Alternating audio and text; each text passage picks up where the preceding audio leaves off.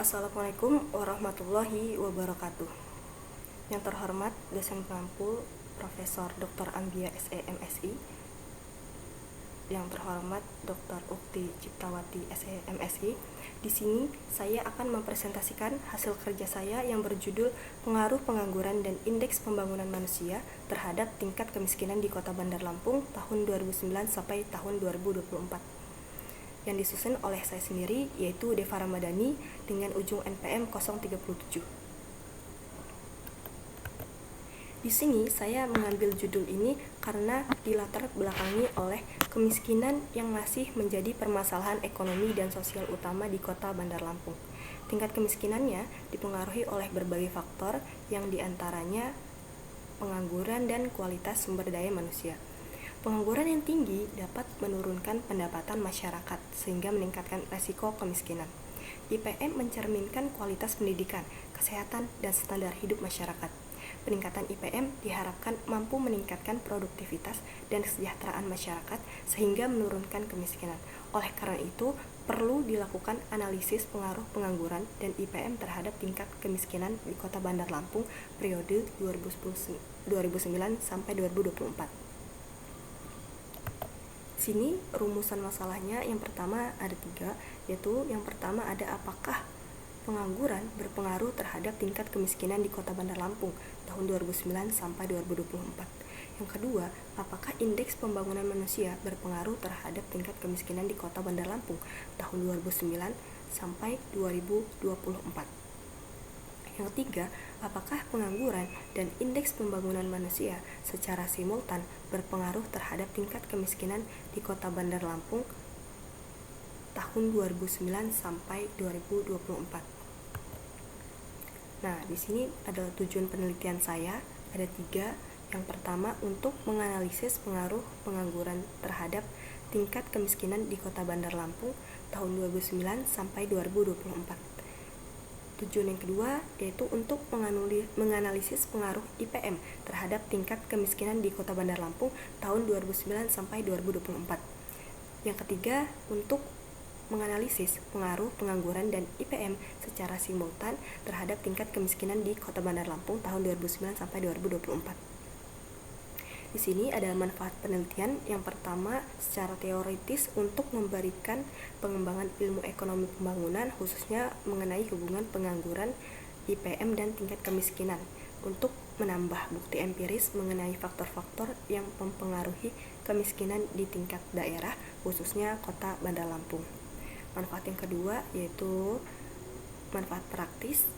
Yang pertama, bagi pemerintah daerah diharapkan penelitian ini dapat menjadi bahan masukan dan pertimbangan dalam menyusun kebijakan pembangunan daerah yang berfokus pada pengurangan tingkat pengangguran, peningkatan kualitas sumber daya manusia, serta penanggulangan kemiskinan di Kota Bandar Lampung.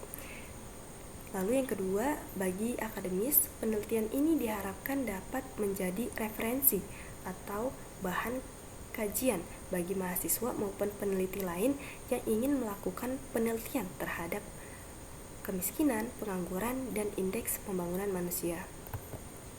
Di sini landasan teori saya mengambil 3, yaitu yang pertama, teori lingkaran kemiskinan dari Ragnar Nurks pada tahun 1953, yang dimana Ragnar Nurks berpendapat bahwasannya kemiskinan terjadi karena siklus yang saling berkaitan antara rendahnya pendapatan, produktivitas tabungan dan investasi, tingginya pengangguran menyebabkan pendapatan masyarakat rendah sehingga kemiskinannya sulit dikurangi, lalu peningkatan kualitas SDM-nya dapat membantu memutus lingkaran kemiskinan. Teori yang kedua yaitu teori modal manusia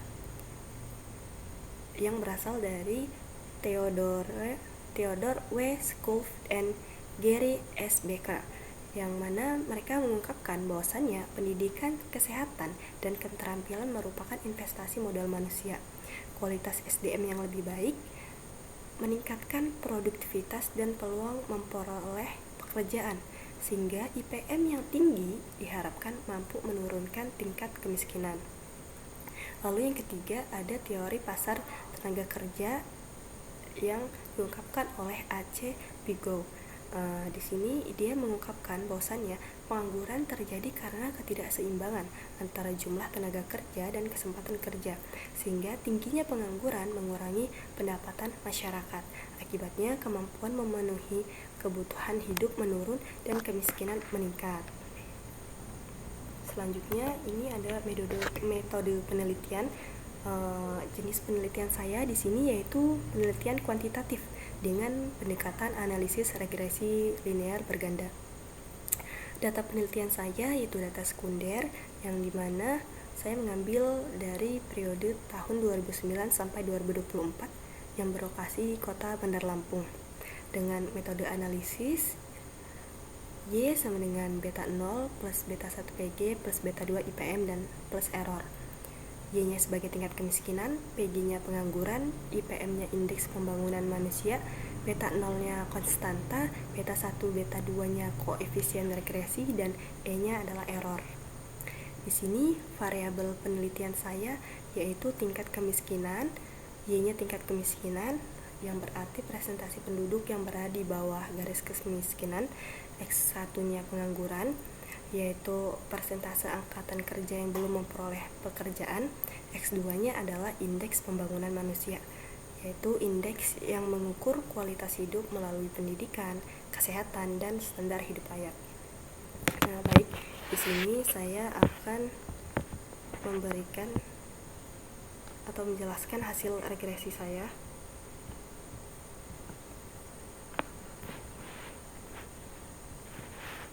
Oke, di sini baik. Di sini variabel saya yaitu C sebagai konstanta dan X1-nya C sebagai konstanta, Y yaitu kemiskinan, X1-nya adalah pengangguran, X2-nya adalah IPM. Nilai C sebesar 44,04315 plus X1 yaitu 0,419758 min X2 yaitu 0,49499. Yang di sini koefisiennya yaitu senilai 44,043, yang berarti jika pengangguran dan IPM-nya dianggap konstan atau 0, maka tingkat kemiskinannya sebesar 44,043%. Lalu nilai X1-nya yaitu 0,41975, yang mana setiap kenaikan pengangguran sebesar 1%, maka tingkat kemiskinan meningkat sebesar 0,420% dengan asumsi variabel lainnya tetap. Lalu koefisiennya X2-nya itu sebesar minus 0,495, yang artinya setiap kenaikan IPM sebesar 1 poin, maka tingkat kemiskinan menurunkan sebesar 0, di sini yaitu 0,495% dengan asumsi variabel lainnya tetap. Lalu di sini kita bisa melihat bahwasannya uji T secara parsialnya. Di sini dapat kita lihat bahwasannya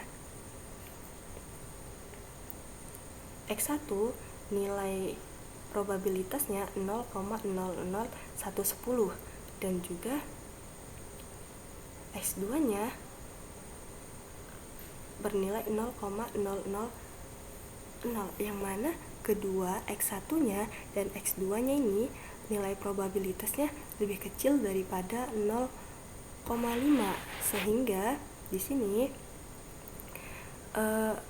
H0-nya ditolak, sehingga pengangguran X1 berpengaruh positif dan signifikan terhadap tingkat kemiskinan di kota Bandar Lampung. Lalu juga X2-nya ini IPM-nya berpengaruh negatif di sini karena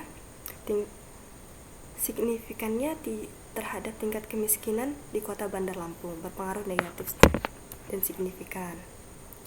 Lalu di sini kita bisa melihat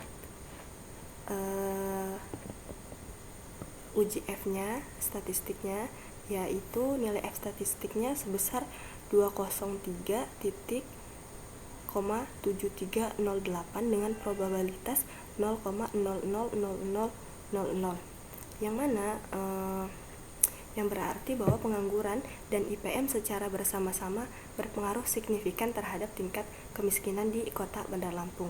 Dan di sini nilai R-square-nya dapat dilihat bahwasannya nilai R-square-nya yaitu sebesar 96,9082, yang berarti bahwasannya sebesar 96,91% variasi tingkat kemiskinan dapat dijelaskan oleh variabel pengangguran dan IPM, sedangkan 3,09%-nya dijelaskan oleh faktor lain di luar model.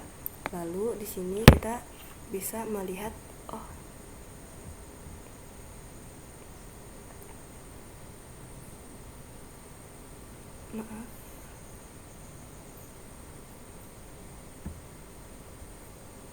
Oke, baik, di sini maaf, saya lanjutkan kembali. Selanjutnya adalah uji multikolinearitas.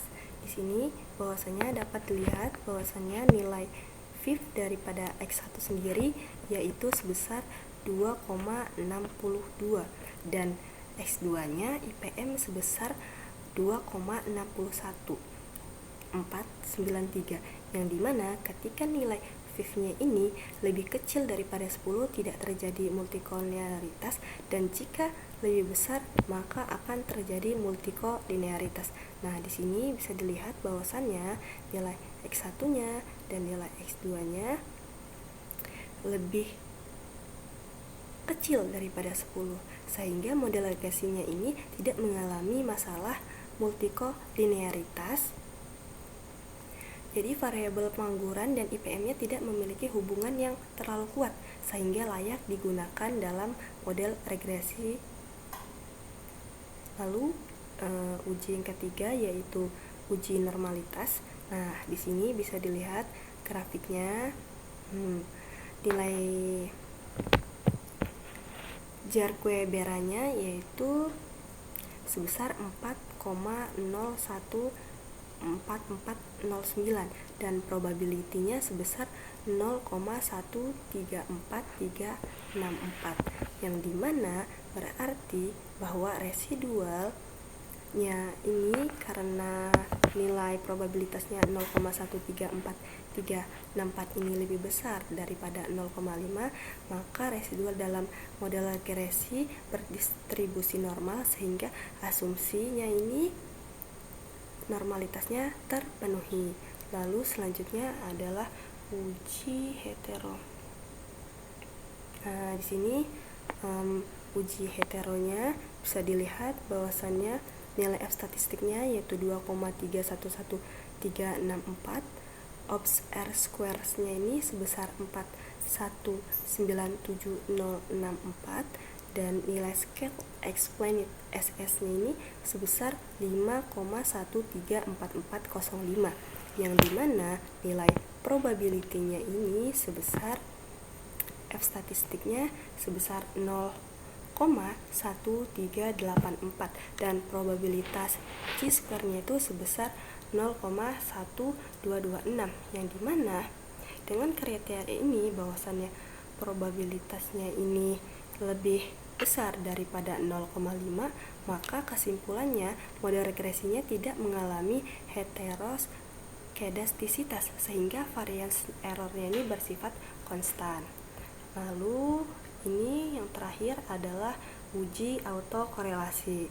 Nah, di sini bisa dilihat bahwasannya nilai F statistiknya ini bernilai 2,582920 dan ops R square-nya ini bernilai 5,1128846, yang mana probabilitas F-nya ini sebesar 0,1203 dan nilai probabilitas CS square 2-nya ini bernilai 0,0776, yang berarti bahwa 0,0776 ini lebih besar daripada 0,5, dengan berarti bahwa maka H0-nya ini diterima sehingga kesimpulannya tidak terdapat masalah korelasinya pada model regresi ini. Jadi residual pada periode tertentu tidak berkolerasi dengan residual periode sebelum-sebelumnya, sehingga model regresi memenuhi asumsi autokorelasi. Jadi kesimpulan akhir daripada uji asumsi klasik saya ini yaitu adalah berdasarkan hasil uji normalitasnya, uji multikolinearitasnya, uji heteroskedastisitasnya, dan autokorelasinya. Seluruh asumsinya ini telah terpenuhi. Dengan demikian model regresi yang layak digunakan untuk menganalisis pengaruh pengangguran dan indeks pembangunan manusia IPM terhadap kemiskinan di Kota Bandar Lampung tahun 2009 sampai 2024. Sekian, terima kasih. Wassalamualaikum warahmatullahi wabarakatuh.